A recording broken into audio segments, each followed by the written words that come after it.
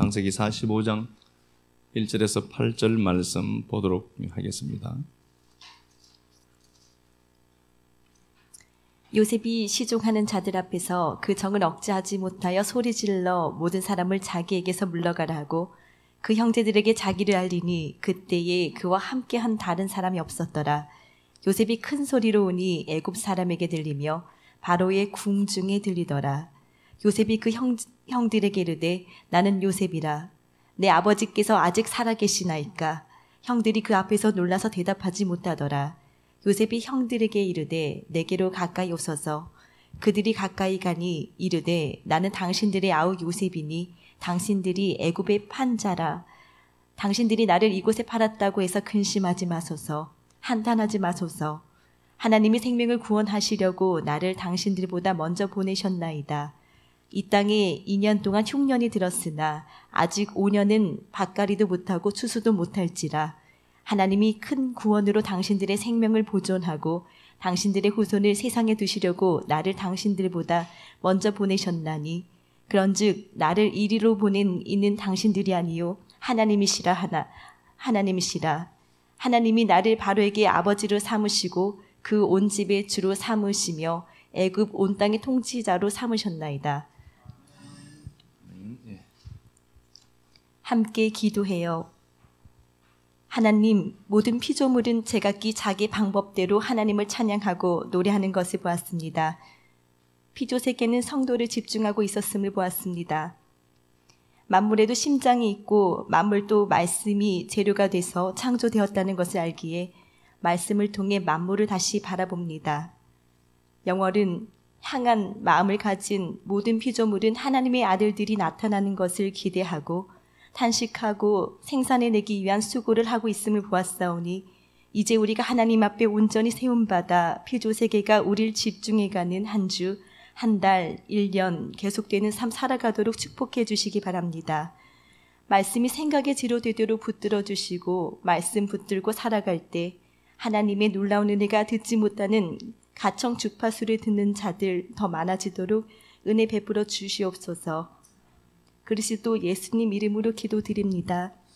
아멘. 예, 과거 바꾸기라는 말씀의 제목으로 하나님의 말씀 나누도록 하겠습니다. 이제 요셉의 삶을 우리가 잘 알고 있고요. 요셉은 이제 17세의 형제들에게 버림받죠. 창세기 이제 37장에 등장을 하고요. 그렇게 해서 그가 이제 30세의 총리가 됩니다. 30세의 총리가 되게 되고, 그 형제들이 아버지가 살고 있는 그 땅에 기근이 들었죠. 창세기 42장이죠. 42장에서 기근이 들었고, 그래서 이제 양식을 구하러 가게 되죠. 이제 물론 갔을 때 그 땅에 이제 총리가 요셉이었는데 그 요셉을 알아보지 못하게 되고 이제 이 상황 속에서 시몬이 잡히고 이제 볼모로 잡히게 되고 니들 중에 아우가 있느냐라고 물었고 이렇게 차차차 해서 이제 상황들이 생기게 되죠. 43장에서 갖고 온 양식이 떨어져서 다시 2차로 양식을 구하러 갔을 때에 이때 이제 요셉이 자기 정체성을 이제 드러내게 되죠. 어쨌든 그렇게 되어서 요셉이라고 하는 인물을 통하여서 형제와 그의 부모가 많은 것들을 누리는 이제 상황들을 이제 기록해 두었어요. 요셉이 이제 17세에 팔릴 때는 이렇게 될 줄은 그는 알았을까? 정확하게 보면 몰랐다고 봐야 됩니다. 요셉이 형제들에게 그것도 가장 보호받아야 될 형제들에게 버림받았단 말입니다. 그러면은 요셉이 버림받고 자기가 총리 될 것을 그거 알았느냐? 전혀 몰랐다. 창세기 42장 한번 가서 보겠습니다. 21절. 창세기 42장. 그들이 서로 말하되 우리가 아우의 일로 말미암아 범죄하였도다. 그가 우리에게 애걸할 때에 그 마음의 괴로움을 보고도 듣지 아니하였으므로. 마음의 괴로움을 보고도 차라라는 단어고요. 애걸했다 이렇게 되어 있습니다. 그러니까 살려달라고 몸부림친 겁니다. 요셉이 무언가를 알고 내일을 알 수 있느냐? 우리는 내일을 사실 알 수가 없습니다. 그러나 우리가 한 가지 추정해 볼 수 있는 건 있습니다. 내 삶에 아픔이 있고 슬픔이 있고 고통이 있어도 이것은 하나의 과정이지 결과는 아니다.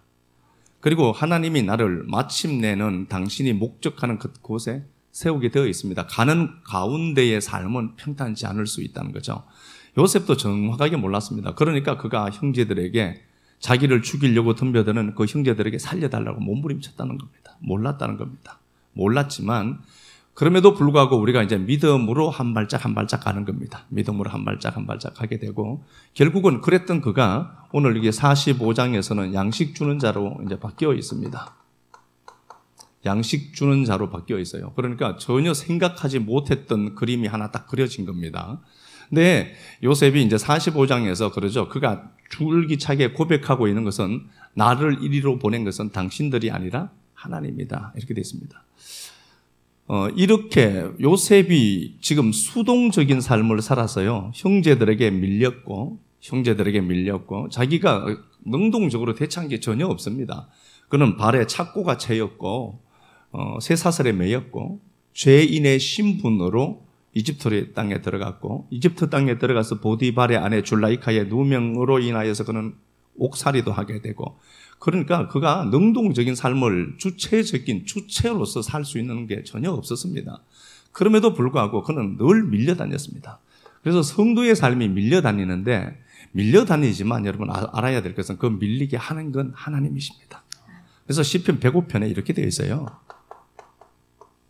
16절부터인가 이렇게 보면은 선지자는 해하지 마라. 선지자, 미리 보는 자입니다.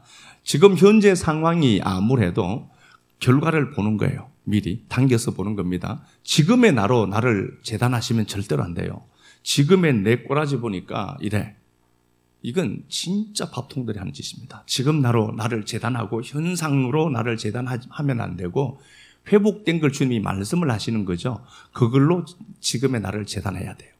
그러니까 기름 부음 받은 자는 해하지 마라. 어려움이 있다는 겁니다. 요셉 이야기예요. 하나님이 기름 부음 받은 자입니다. 하나님께 기름 부음 받은 그 요셉은 해치면 안 된다. 절대로 안 죽어요. 그래서 성도는 안 죽습니다. 죽을 것 같아도요. 이상하죠. 한 호흡 남아서 바로 살아나요. 이게 성도예요. 그래서 예수쟁이들은 절대로 안 죽습니다. 아유 저러다 죽으면 어떨까? 안 죽어요. 기름 부음 받은 자는 해치 못하게 만들어 두었습니다. 이건 믿어야 되는 거죠. 예, 기름 부음 받은 자는 해하지 마라. 그가 기근을 당해.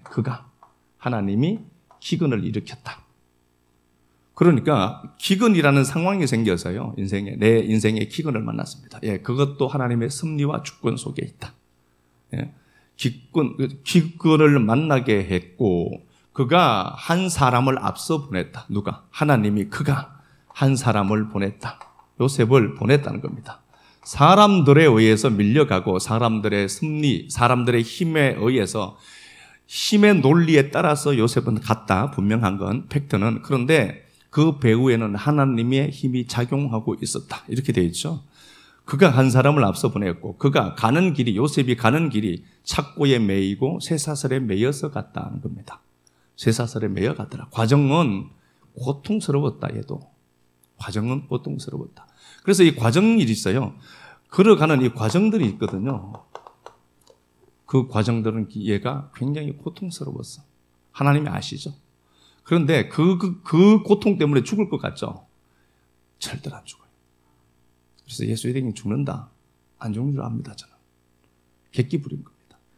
절대로 안 죽어요. 그 과정이기 때문에 그렇습니다. 하나님이 생명은 당신이 붙들고 있어요.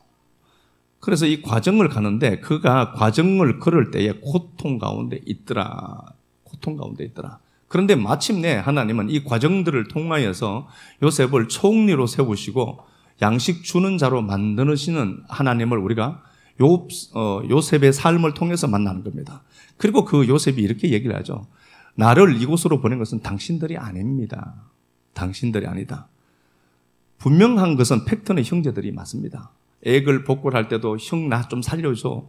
막 그렇게 고통스럽게 구덩이에 빠졌어요. 창세기 37장 구덩이가요. 이게 슈하라는 단어도 쓰는데 여기서는 보르라는 단어를 썼어요. 저수지라는 단어도 있지만 이게 무덤이라는 단어도 같이 갖고 있어요.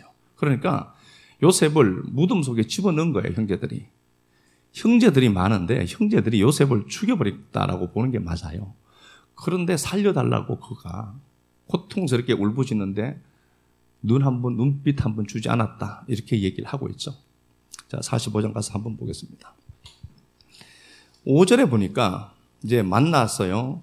5절에 보니까 당신들이 나를 이곳에 팔았다고 해서 근심하지 마소서. 한탄하지 마소서. 하나님이 생명을 구원하려고 나를 당신들보다 먼저 보냈습니다. 하나님이 보냈다. 주체가 하나님이십니다. 를 그가 고백해내고 있어요. 목적이 우리가 잘 알죠. 7절에 하나님이 이 큰 구원으로 당신의 생명을 보존하고 당신 후손들을 세상에 두시려고 나를 이리로 보낸 것입니다. 그러므로 8절에 나를 이리로 보낸 것은 당신들이 아니라 하나님이십니다. 하나님이십니다. 사람의 논리에, 힘의 논리에 의해서 밀려다녀서요. 분명한 것은 그러면 요셉은 어떻게 하죠? 성공해서 저 쳐죽일 놈들 쳐죽여야 돼요. 배다른 형제들이니까. 그럼에도 불구하고 당신들이 아닙니다.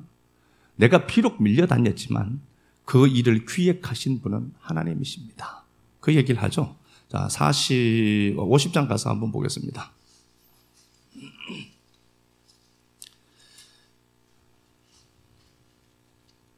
50장 15절부터 한번 볼까요? 요셉의 형제들이 그들의 아버지가 죽었음을 보고 말하되 예, 야곱, 이스라엘이죠. 야곱이 죽었습니다. 야곱이 이제 구심점 역할을 한 거예요. 야곱이 이제 12아들이 있는데 요셉의 형제들이 있고 요셉이 있죠. 그래도 이제 아버지가 구심점 역할을 한 겁니다. 그런데 아버지가 죽어버린 겁니다. 그러니까 형제들이 두려움을 느낀 겁니다. 아버지가 그래도 그늘막이 되고 보호막이 되었는데 아버지가 덜컥 죽어버리니까 형제들은 아직도 과거를 헤매고 있어요. 과거에 우리가 요셉을 버렸거든.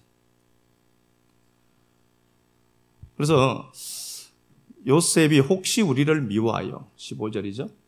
요셉이 혹시 우리를 미워하여 우리가 그에게 행한 모든 악을 다 갚지는 않을까 하고 여전히 과거 속에 붙들려 있습니다. 이 플래시백이라고 하는데요. 과거를 자꾸 비추는 거예요. 나아가야 될 성경이 어떻게 되어 있죠? 하나님의 말씀은 등불이죠. 등불에서 우리 앞길을 밝혀요. 그런데 이 플래시백이라고 하는 게 뒤를 비추는 거죠. 뒤를 비추는 거잖아요. 이 심리학 용어더라고요. 뒤를 비추는 겁니다. 그러니까 트라우마가 있는 그 현장을 자꾸 비춰요. 그러니까 이거 홀로코스트 알죠? 그러니까 유대인들이 많이 죽었는데 그냥 그 사람들이 포로 수용소에서 살아난 사람들이 있어요. 있는데 그냥 일상을 이렇게 살아요. 일상을 이렇게 살고 있는데 갑자기 가스 냄새 비슷한 걸 맡으면 완전히 공황 상태에 빠져요. 그럼 뭐죠? 과거에 특정했던 그 외상들 있죠. 트라우마가 완전히 자기를 지금 현재는 아닌데 그걸 삼켜버린 겁니다. 그래서 어찌할 바를 모르고 완전히 미쳐가요. 미친 것처럼. 이제 플래시백이죠. 그러니까 요셉은 어떠죠? 하나님이 하셨습니다를 보죠. 사람에 의해서 밀렸지만 그런데 그 당사자들이니까 당연하겠지만 그 형제들은 과거에 옛날에 우리가 그 요셉을 팔았는데 우리에게 지금 해코지 하면 큰일 나지 않냐? 그러니까 늘 이 사람들은 어디에 붙들려 있는 거죠? 과거에 요셉이 구덩이에 빠졌을 때의 그 상황에서 못 벗어난 겁니다. 여러분 이건 중요한 겁니다. 그 현장에 여러분들 머물고 있으면 빨리 데리고 와야 돼요. 나 그 자리에 있으면은 그 상처의 자리에 있는 나 끌고 거기서 가서 끌고 내가 데리고 와야 돼요. 자, 다시 가서 보겠습니다. 모든 악을 갚지 않겠느냐. 자, 16절. 요셉에게 말을 전하여 이르되 당신의 아버지가 돌아가시기 전에 명령하여 이르시기를 너희는 이같이 요셉에게 이르라. 내 형들이 내게 악을 행하였을지라도 이제 바라건대 그들의 허물과 죄를 용서하라 하셨나니. 형제들이 무섭고 두려우니까 요셉에게 그 얘기를 하죠. 아버지가 우리에게 했던 말이 있는데 내가 죽으면은 요셉아 네가 형제들이 있죠. 네가 우리에게 해코지 하지 않았으면 좋겠다. 이건 아버지 유언이다. 이런 식으로 자꾸 얘기를 해요. 그러니까 지금 요셉 입장에서 보면 요셉은 전혀 이런 개념이 없어요. 근데 이 사람들은 지금 어떻죠? 자기 생각에 붙들려 있어요. 그래서 성도도 그렇지만요. 우리가 팩트다라고 얘기하는 것 있죠. 이 팩트야 이게. 팩트로 믿어야 하는데 팩트를 생각한 팩트를 믿는 거예요. 그 사건이 일어나면은요. 그 사건 자체만 보면 괜찮은데 그 사건에 내 생각이 들어간 걸 팩트라고 믿는단 말이에요. 그러니까 우리가 갖고 있는 모든 개념은 오류가 있다라고 생각을 하셔야 돼요. 그날따라 기분이 좋았어요. 그러면 그 상황도 다시 달리 해석될 수 있거든요. 근데 우리는 팩트, 나 팩트야 라고 하는데 실제로 팩트라고 말하는 것은 거기에 내 생각이 들어가 있는 것까지를 팩트라고 믿어요. 이게 인간의 오류예요. 그러니까 우리가 늘 선악으로 재단하려고 하는 시도는 멈추고 그 사건만 있어서 라고 인정하는 걸 자꾸 연습을 해야 돼요. 모든 걸 통해서 성장의 기회로 삼아야 되거든요. 그런데 성장하지 못하면 퇴보하게 되어 있습니다. 그래서 늘 과거에 붙들려 있어요. 요셉이 만약에 이렇게 성공은 했지만 성장을 하지 못했다라고 보면 성공은 쟁점을 이루는 부분이 있거든요. 그런데 성장은 계속되는 거란 말입니다. 요셉이 성공은 했지만 그의 의식이 성장하지 않아서 구덩이 속에 있었던 트라우마 속에 갇혀 있었던 형제들이 구덩이에 던진 그 사건에 붙들려 있었다면 죽였을 겁니다. 이거 죽였을 거예요. 그러나 요셉과 리더들이 있어요. 리더들이 있고 한 사람을 부리든 두 사람을 부리든 그 사람은 리더란 말입니다. 리더와 팔로우가 다른 점이 뭐냐 보면은 제가 이사야 사무엘상 30장에도 말씀을 드렸어요. 모든 사람들이 돌로 다윗을 쳐 죽이려고 할 때 다윗은 하나님을 붙잡고 하샤크했다 이렇게 돼 있잖아요. 그건 계속해서 길러진 거예요. 가만히 있는데 막 성장하더라. 그렇지 않다니까요. 그렇지 않아요. 그래서 나는 이 상황 속에서 이렇게 해석하네. 그럼 팔로우구나. 팔로우가 되면 안 되죠. 리더가 되어야 될 것 아닙니까? 각자의 위치에서. 그런 것 아닙니까? 마케팅이 중요한 게 아니라 브랜드가 중요하잖아요. 사람도 브랜드가 있거든요. 지갑을 열게 하는 건 마케팅이에요. 그런데 브랜드는 사람 마음을 얻는다니까요. 그런 것 아닙니까? 그래서 우리가 마케팅을 하는 이유는 지갑을 열게 하는 거지만 브랜드는요. 그 브랜드 이미 마음이 거기 다 가 있다니까요. 사람도 그럴 수 있어요. 우리도 여러분 브랜드가 될 수 있어요. 이건너 저런 브랜드지.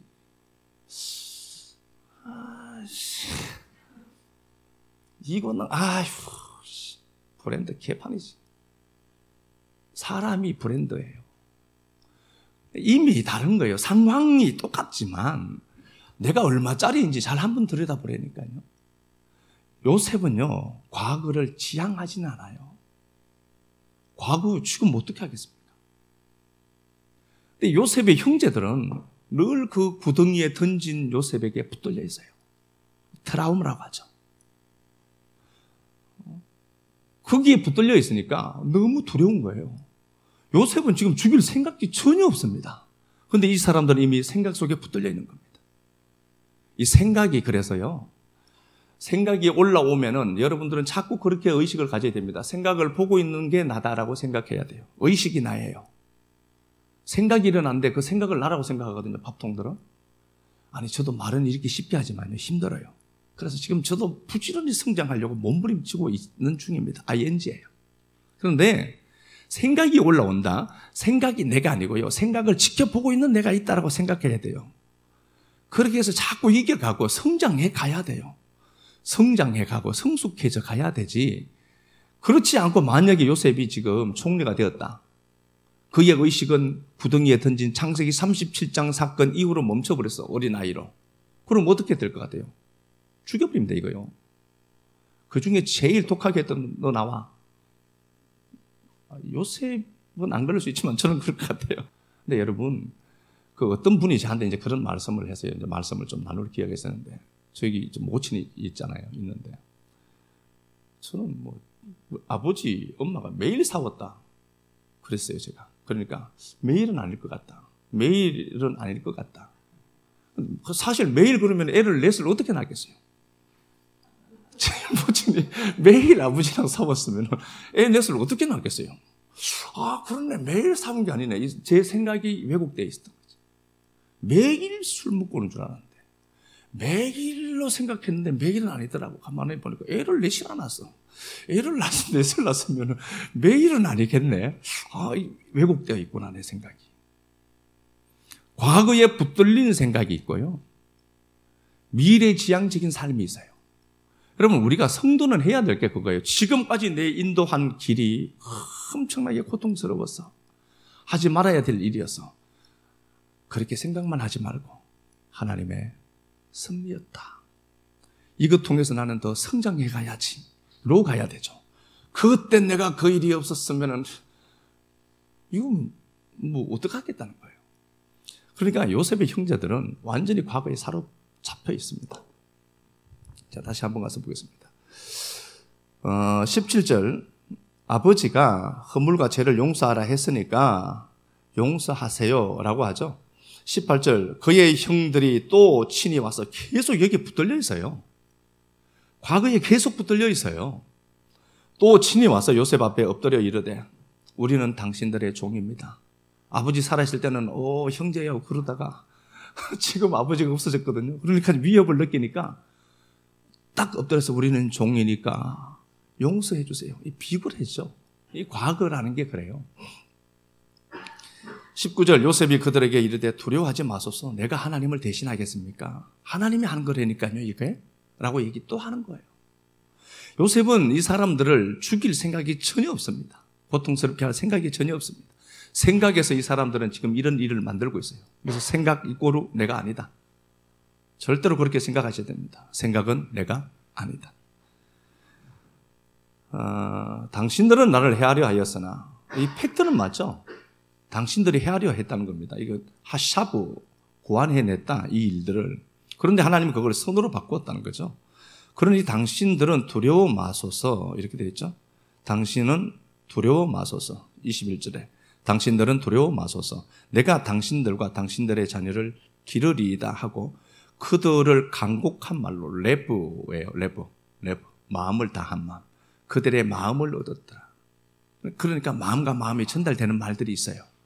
근데 말을 유창하게 한다라고 해서 그 말이 전달되는 게 아니라 정말 말을 몇 마디 하지 않았지만 마음과 마음이 만나는 말이 있어요. 이게 간곡하다는 단어가 레브라는 단어예요. 마음과 마음이 만났다는 단어입니다. 마음과 마음이 만났더라. 그렇게 됐습니다. 그러니까 봐요. 17절 하반절에도 그래요.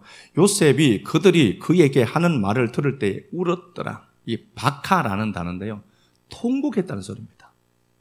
그냥 우은 게 아니라 통곡했다는 겁니다. 그러면 왜 요셉이 통곡했을까요?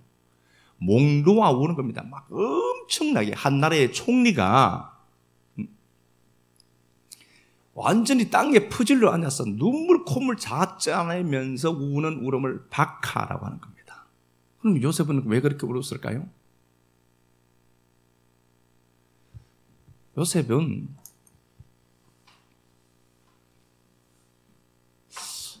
하나님을 알고요. 요셉의 걸어온 길들이 평탄치는 않았습니다. 그런데 요셉이 17세에서부터 지금 30세가 넘죠. 지금 37세쯤 되죠. 이 가운데서 보니까 이때 우물 사건이 있었습니다. 고통스러운 사건이 있었어요. 이걸 만든 주체들은 형제들입니다. 그런데 그 형제들 배후에 보니까 하나님이 계시더라. 요셉은 이걸 본 겁니다. 그래서 이 상황이 과거예요. 요셉에게는 과거입니다. 17세 때의 이야기니까요. 과거입니다. 그런데 이 과거의 사건을 그가 해석을 달리해요. 재해석할 수 있는 힘이 생긴 겁니다. 이걸 과거 바꾸기라고 하는 겁니다. 여러분, 과거는 충분히 바꿀 수 있습니다. 과거는 충분히 바꿀 수 있어요. 이 사건을 트라우마네 로만 갖고 있으면은 이 사건에서 못 벗어나요. 그런데 이 사건이 해석이 달리 되는 겁니다. 하나님이 하신 거네 로 바꿔내는 힘이 있어요. 그렇죠? 그래서 사건을 재해석하는 겁니다. 사건을 재해석하죠. 그러면 어떻게 되는가 보니까요. 과거가 바뀌어져요.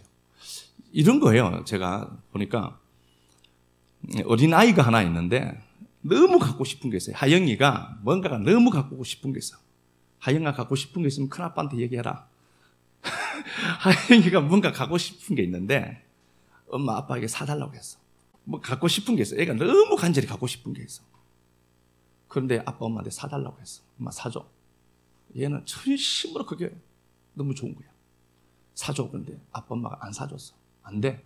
그거 절대 안 돼. 엄마 통곡하고 밥도 안 먹었어. 그런데도 밥도 안 먹이고 내버려뒀어. 안 돼. 절대 안 돼. 그리고 안 사줬어.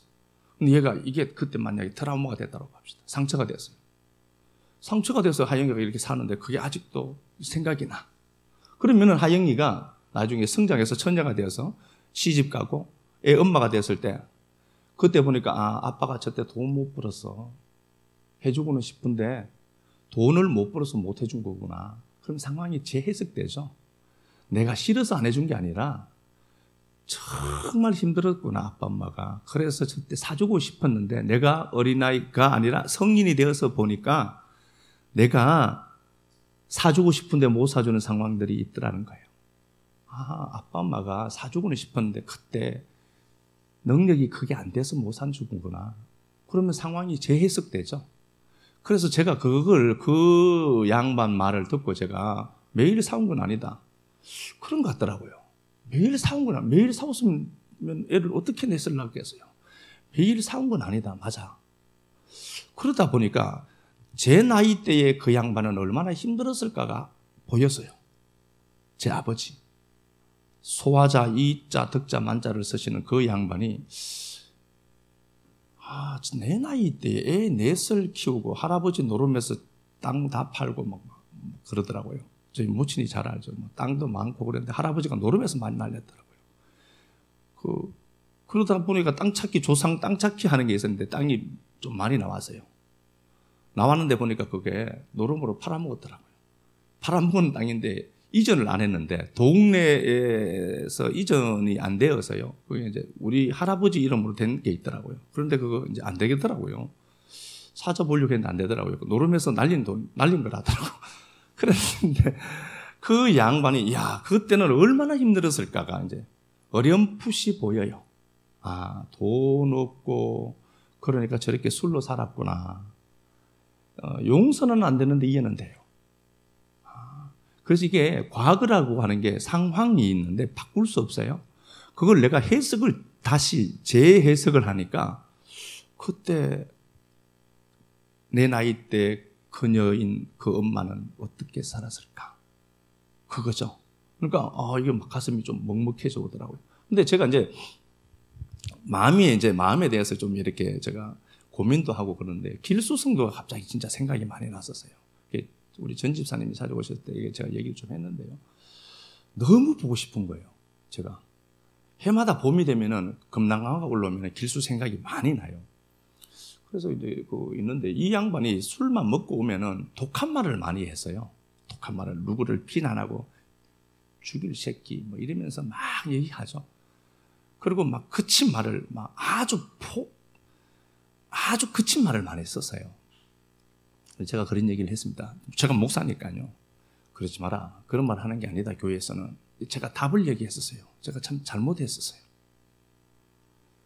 자기는 그 감정에 소용돌이에 빠져서 감정도 여러분 밥 먹듯이 먹는 겁니다. 배출해야 될 장소가 분명히 있어야 돼요. 제일 외로운 사람이 누군지 아닙니까? 감정 배출할 수 없는 사람이 외로운 사람이에요. 감정을 배출해야 되는데 감정을 배출할 곳이 없었던 거예요. 너무 상황이 없고 경황이 없는 거예요. 그래도 내가 길수 성도님보다는 마음의 여유가 좀 더 있는 사람이거든요. 그럼 내가 그때 좀 들어줄 걸. 감정 배설하려고 내게 찾아온 거거든요. 그래서 살고 싶어서 그렇게 혹독한 말을 한 거예요. 그친 말을 한 겁니다. 제가 저렇게 살고 싶구나로 보았으면은 저는 그때 끄게 안고 그래 혹시 꺼내라. 가자 내가 술 한잔 사줄게. 그럼 저는 그랬을 것 같아요. 그런데 그때는 제 의식의 성장도 이만큼 되지 않았던 것 같아요. 그러지 마라. 답을 얘기했던 인생인 것 같습니다. 그러면 안 된다. 그러지 마라. 하나님 보시기에 그러면 안 된다. 하나님은 지 새끼 주고 가는데 그게 뭐가 중요하겠어요? 그때 같았으면, 이제 같으면은 그 친구를 이렇게 안고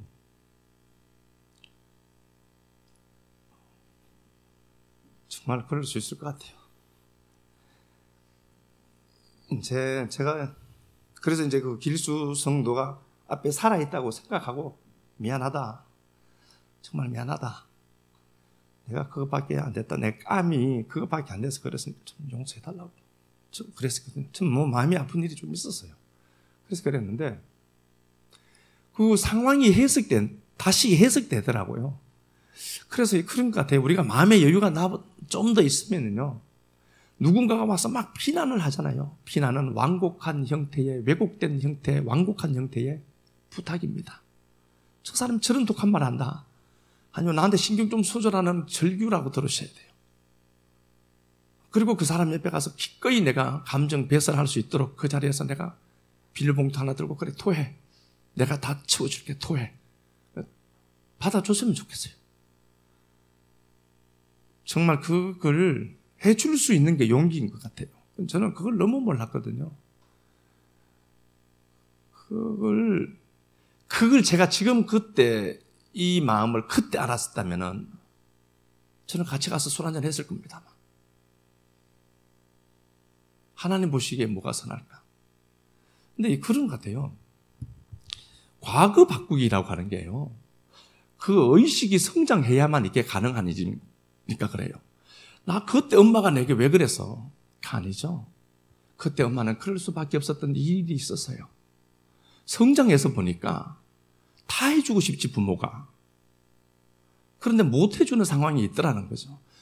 커서 보니까 알겠더라고요. 부모가 되어서 보니까 알겠더라고. 그러니까 요셉이 통곡할 수밖에 없는 겁니다. 여전히 과거에 붙들려 있는 그 형제들을 보면서 그게 아니거든요. 그 트라우마에 붙들려 있는 거죠. 사람이 원래 그래요. 사람이 안 바뀐다라고 하죠.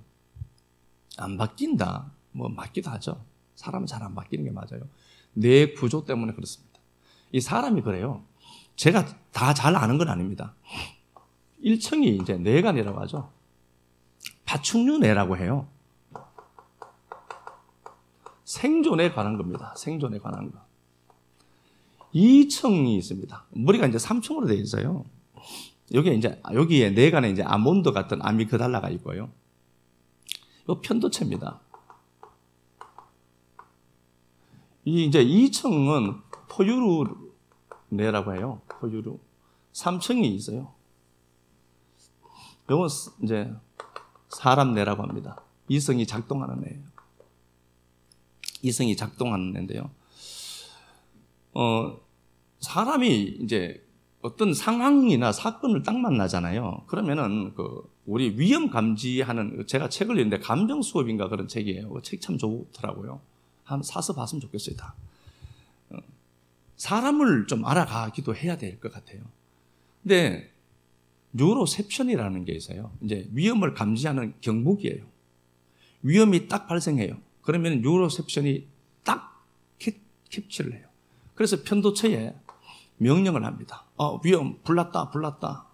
위험 신호를 보내요. 그러면 편도체는 여기에서 정보들을 막 쏟아내요. 위험하다. 그러면은 1층이 뇌관에 있는 아미그달라라고 하는 게 있어요. 요게 이제 우리 안에 있는 7세 아이다, 5세 아이다라고까지 하는데요. 요건 다른 게 없습니다. 위험 감지를 딱 하면은 도망하느냐, 싸우느냐. 요 두 가지 흑백 논리밖에 없어요. 그래서 저놈은 적이다, 저놈은 적이 아니다. 요것만 딱 구별을 해내요. 그러니까 이 3층이 활동을 안 해요. 이거 못 해요. 그러니까 이성이 작동을 안 하는 거예요. 감정이 휩싸이면은요. 절대로 그 감정이 휩싸이면은 이성이 작동을 안 하기 때문에 감정이 주체가 돼서 막 휘둘러 버려요. 그래서 그랬구나. 그래서 저놈이 그렇게 살고 싶어서 그렇게 몸부림치면서 나한테 독한 말을 했구나. 살고 싶었던 말이구나. 나 좀 살려달라고. 나 토할 곳이 없는데 지금 배가 아파서 똥이 터져 나오는데 누울 곳이 없어 지금. 그래서 내가 너한테 와서 좀 누려고 하는데 좀 받아줘 라고 하는 외침이었던 거예요, 사실은요. 근데 이게 뇌관에 딱 이제 들어와요.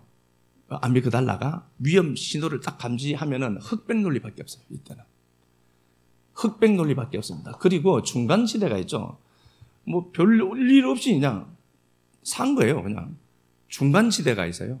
생각이나 사건이나 이게 있는데 모든 것이 내게 재해석돼요. 이때 저게 오늘 기분이 좀 보니까 오늘따라 왠지 좀 그렇지 않더나. 막 이제 이게 되는 거예요. 그러니까 사건을 재구성해요. 이거 지금 정확하지 않아요. 이게 내리는 결정이 흑백 논리밖에 없어요. 이때는 무조건 색안경 껴요. 아니, 빨간색이 아닌데, 저거? 파란색인데? 아이씨, 무슨 소리냐, 빨간색이지. 자기가 빨간색 끼고 있어요. 그러면서 모든 일이 이 사건의 구성에 맞도록 재구성돼요. 그러니까 바로 오늘 아침 봤지? 봐라, 그때부터 그랬다니까. 이제 이러면서 자기에게 맞는 정보들, 이 상황에 다 맞춰가요. 이게 내가 하는 게 아니라 자연스러운 겁니다, 이거. 내 얘기네. 뜨끔하죠? 다 같은 거예요. 저는 제 얘기예요. 나는 아닌데. 그러지 말라니까요. 거짓말이에요, 그거는. 100% 모든 사람은 거짓말장애로다. 그러니까 이게 다 그래요. 이렇게 구동하게 되어 있습니다. 그러니까 감정이 막 붙였을 때는요, 그냥 배설해. 힘들었겠다. 그래, 그랬구나. 공감하는 거죠. 잘 안 돼요, 저도. 잘 안 되는데, 좀 더 내가 남들보다 여유가 있다면 요셉처럼 이때 이들의 행동 상태, 양식 상태를 보면서 통곡하는 힘은 있어야 되겠다. 왜 저렇게 살까? 저게 아닌데. 그러면서 이걸 바꿔내는 거예요. 뇌관이 작동하면은요, 이제 뇌관에 들어온 게 이제 사고냐 도망가는, 이때 눈이 커져요. 상황 파악을 0.1초만 해야 됩니다. 기린, 임팔라 있죠. 임팔라가 호랑이를 만났습니다. 한참 장고 정리합니까? 바로 즉각적으로 반응하죠. 반응합니다. 도망가야 될지 싸워야 될지. 그리고 싸움에 대비해서 우리 혈액이 막 심박수가 높아지죠. 그리고 심박수가 높아지고 또 혹시라도 상처를 입을 것 같으니까 피를 응고하는 물질이 막 나와요. 이때 혹시라도 싸우다가 치면은, 그때 그러니까 싸우다가 터질 때는 별로 안 아프죠. 터지고 나서 아프지, 쪽팔리고. 그런 거예요. 이게 그래서 그런 거예요. 그러니까 피를 응고하는 물질이 막 나와요. 이게 막 나와요. 그러면서 혈압은 높아지죠. 다른 장기 조직들은 있죠. 잠잠하도록 만들어야 돼요. 일단 싸우려고 하면은 팔에 힘이 들어가야 되니까 에너지가 이쪽으로 몰리거든요. 그럼 소화기관이 엉망이 되죠. 정상적인 세포 조직들은 힘을 쓰지 못하도록 일단 잠잠하게 막아둬요. 왜? 힘을 한 곳으로 써야 돼. 싸우든지 달리기를 이렇게 하든지 둘 중에 하나를 해야 되니까 다른 기관들이 엉망이 돼요. 그래서 성인병은 전부 이런 데서 온다. 좋은 약 먹기보다도 감정 컨트롤 잘하자. 이거 아닙니까? 어차피 다. 이건데 이게 과다하게 작용하는 사람이 있다는 거예요. 이 트라우마에 갇히면. 과다하게. 그래서 안 될 것 같아. 하나님이 된다는데 취가 안 된대. 야, 하나님이 내가 된다고 하면 되는 거야. 나는 안 돼. 그러니까 안 되는 거예요. 근데 예수쟁이들이 하나님의 말씀을 너무 도덕적인 경지로만 가져가서 해석해버리니까 이게 문제예요. 그리고 제가 이런 설교를 이렇게 하는 시간이니까 이제 하잖아요. 이런 걸 또 얘기하면은 이런 방법들을 세상은 너무 잘 알고 잘 써먹고 있어요. 그런데 우리 예수쟁이들은 하나님이 해주십니다. 믿으시면 아멘, 아멘하고 돌아갔다 휑하거든 머리가. 그래가 그냥 또 살다가 와서 또 할렐루야, 놀렐루야, 예배 시간이니까 예배 드리고 매일 이러는 거예요. 그냥 패턴이. 그게 아니고 하나님 말씀이 우리에게 말씀하는 그것들이 길들이 있는 것 같아요. 그러면 그렇게 붙들고 가보자는 거잖아요. 그러니까 이게 너무 이제 뉴로셉션이 이제 막 이렇게 일어나는데 이게 정상인 거예요. 그래서 안 바뀌는 게 정상이구나. 네, 정상이에요. 그러면 안 바뀌는 걸 정당화할 수 있느냐? 그러면 안 됩니다. 과거를 바꾸면 과거를 바꾸는 거죠. 상황을 재해석하면 다르게 반응을 하기 때문에 그렇습니다. 그래서 그때 내가 그러지 말고 그때 그 일 때문에 내가 이 자리에 앉아 있구나. 예배 드리는 게 이게 보통 복이 아닙니다. 그냥 할 수 있는 일이 아니라니까요. 모든 상황, 시간, 여건 다 짜 맞춰져야 드릴 수 있는 게 예배예요. 그런 거잖아요. 그러니까 늘 자꾸 질질 짜고 울지 말고요. 과거를 재해석하는 거예요. 그냥 과거를 바꾸는 겁니다. 이게 안 그러면은 뉴로셉션이 막 이게 오작동 안 오는 사람들이 너무 많아요. 작은 일에도 또 그런 것 같아. 생각이 너무 앞서간 거예요. 그러면 이런 사람들은 어떻게 보느냐 보면은요, 바로 앞에 박물뱀이 대가리를 쳐들고, 얘들은 대가리 해도 되잖아요. 대가리를 딱 쳐들고 이렇게 나를 노려보고 있어요. 이게 10분마다 한 번씩 있다라고 봐요. 어떻게 살겠습니까? 자기가 그렇게 만들고 있어요. 위험 감지 이 기능 이게 오작동하는 거예요. 별것 아닌데 비상 그러는 거예요. 매일 5분 대기조도 아니고 매일 비상 그러는 거예요. 근데 이게 상황이 과거가 재해석되면은요, 비상벨이 안 울리거든요. 그 정도는 가뿐하게 뛰어넘죠. 그래서 과거 바꾸기는 지금 생존의 삶에 굉장히 필요한 거다. 과거 바꾸자. 야, 이거 더 해야 되는데요. 이게 조금만 그냥 답만 한번 보겠습니다. 이사야 38장.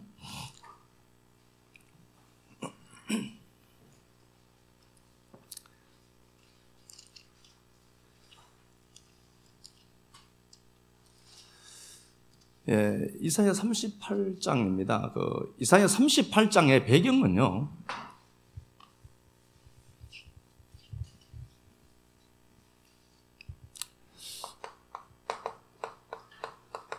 이사야 38장은 BC 701년에 쓴 겁니다.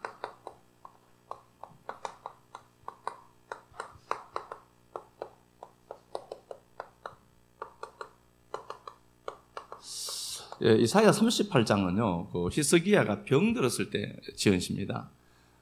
이때 병들었을 때, 이때 상황이 어땠냐 보면은, 아수르가 1차로 치러 왔을 때입니다. 36장에서 37장에서는 아수르를 이긴 걸로 나오죠. 그러니까 이게 시간적으로 보니까 37장 후에 나오니까 이게 상황이 끝난 이후에 이런 일이 있었는가 보다 이렇게 생각하는데 그렇지 않아요. 예? 그러니까 37장에서는 이사야 37장은요, 아수르 대군 18만 5천을 쳐 죽였어요. 하나님의 은혜로. 이때. 이건 2차거든요. 2차 때예요. 그러니까 37장 후에 38장이니까 이게 먼저다 이렇게 생각하는데 그게 아니라 38장이 먼저예요. 예? 38장이. 그러니까 1차로 아수르가 치러 왔을 때 히스기야가 금딱지 은딱지 다 벗겨서 줬거든요. 그때 상황을 이야기하는 거예요. 그때 상황을. 히스기야 이때도 병이 걸렸어요. 그럼 봐요. 히스기야가 병도 걸렸고 대군 아수르가 치러 왔어요. 뭐 어쩔 방법이 없었죠. 자기로서는. 그래서 금딱지 은딱지 다 벗겨준 거예요. 치욕적인 과거입니다. 치욕적이에요. 그래서 그가 하나님 앞에 이렇게 고백을 해요. 2절. 1절, 2절 한번 가서 봐. 히스기야가 얼굴을 벽으로 그때 히스기야가 병들어 죽게 되니 아모스의 아들 선지자 이사야가 나아가 그에게 이르되 야훼께서 이같이 말씀하시기를 너는 내 집에 유언하라. 내가 죽고 살지 못하리라 하셨나이다 하니 히스기야가 얼굴을 벽으로 향하고 야훼께 기도하여 예, 얼굴을 벽으로 향하더라. 자, 히스기야가 지금 병이 걸려 있어요. 아수르 대군은 치러 오고요. 그러니까 그가 어떻게 하느냐? 그 벽이에요. 하키르로 되어 있으니까 그 벽, 물론 집 안에 있던 어떤 벽일 수도 있겠죠. 왕궁에 있는 벽을 향하는 겁니다. 그러면 히스기야의 모습을 보고 우리가 유추해낼 수 있는 건 뭐냐? 하나님, 나 벽을 만난 겁니다. 나 장벽을 만난 겁니다. 그 고백하는 거예요. 벽을 향하여 있습니다. 지금 그 상황을 뛰어넘지 못해요. 그런데 알죠? 지나고 나니까 그 벽이 아니라 울타리였더라는 거예요. 그게 아픈 건데 이 상황이 너무 아픈 상황이야. 내게는 벽 같아 보여요. 담 같아 보여요. 그런데 지나고 나서 보니까 그게 나를 보호한 울타리였더라는 거예요.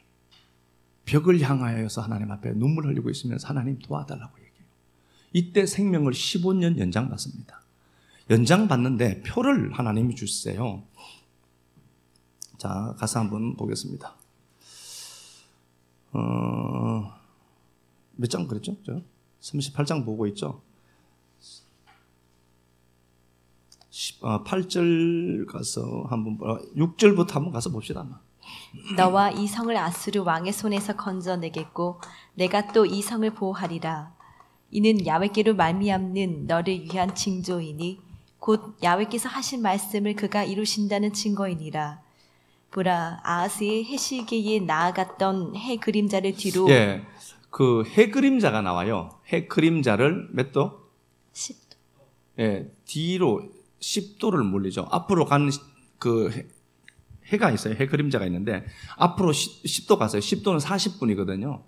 10도 갔는 걸 뒤로 물리니까 정확하게는 몇 도인 거예요? 20도 물린 거죠?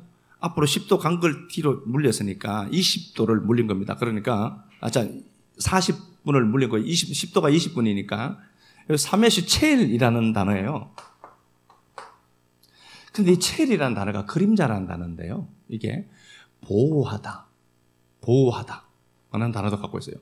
그림자, 어둡다, 찰나 라는 단어에서 왔어요. 이게 어둡다는 단어입니다. 그래서 어둡다, 고통이죠. 우리 삶에도 그늘진 부분이 있어요. 이게 좋은 개념으로도 쓰여서요. 그런데 나쁜 개념도 함께 갖고 있어요. 그런 거죠. 하나님은 시편 121편 6절이죠. 하나님은 내 우편의 그늘이 되사. 좋은 개념이죠. 그런데 이 그림자라는 단어가 어둡다는 단어도 같이 갖고 있단 말이에요. 그러니까 이게 어둡다, 고통스러운 거예요. 우리 마음의 한 구석에 그늘이 있어요. 트라우마가 있다니까요. 근데 그게 나쁜 게 아니에요. 열등감이 나쁜 게 아니라니까요. 열등의식 자체가 나쁜 게 아니에요. 그게 빠져 함몰되니까 나쁜 거예요. 아니, 공부 못했으면 공부해버리면 되는 것 아니에요. 그것 때문에. 열등이라고 하는 그게 자체가 나쁜 게 아니잖아요. 똑같은 거예요. 이게 그림자인데, 어느 한 구석에 이게 고통의 그림자가 드리운 게 있어요. 샤메시 첼입니다. 해 그림자를 어디로 뒤로 물려요. 그러면은 앞으로 올 상황을 해결하려고 하면 하나님 어떻게 해야 되죠? 뒤에 것부터 고쳐내야 돼요. 아멘 맞나요? 한참 있어야 생각나죠? 앞에 18만 5천을 이겨야 돼. 18만 5천을요. 결국은 승리했단 말입니다. 그래서 이사야라는 그 하나님의 사람은 성경의 저자는 성령님일 것 아닙니까? 이 히스기야가 병들어서 아수르 대군을 맞이하는 그 상황 속에 있지만 이미 37장에서 승리한 걸 먼저 얘기한 이유는 승리는 이래야 할 수 있다를 보여주는 거란 말입니다. 앞에 대적을 18만 5천을 쳐 죽여야 되잖아요. 우리가 내 인생에 대적이 있을 것 아닙니까? 쳐 죽여야 되는데 어떻게 하느냐? 야, 잘 봐라. 하나님이 해를 지구 자전하는 게 1700km죠. 1700. 정확하게 1668인가 했던 그런 것 같아요. 지구 도는 속도가요.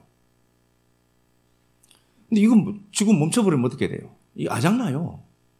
그러면은 하나님이 해를 멈췄다고 보시면 안 돼요. 그래서 해 그림자라는 단어가 있어요.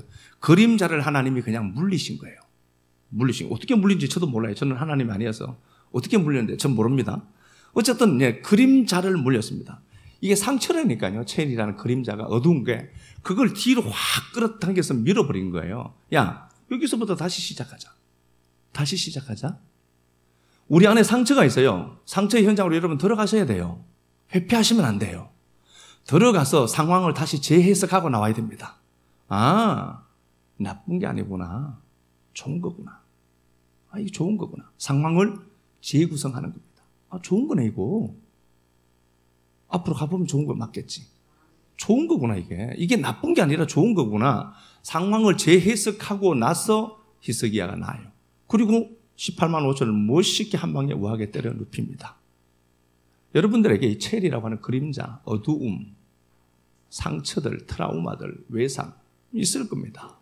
여러분 그것 때문에 두려워하지 말고요. 그 현장 속에 들어가서 하나님, 이제 와서 오늘 말씀 듣고 보니까 그게 나쁜 게 아니라 하나님의 주권과 승리가 있었던 축복의 장소였군요. 고맙습니다. 감사합니다. 고맙습니다. 감사합니다. 그걸 고백해내는 겁니다. 그렇게 과거를 바꾸는 겁니다.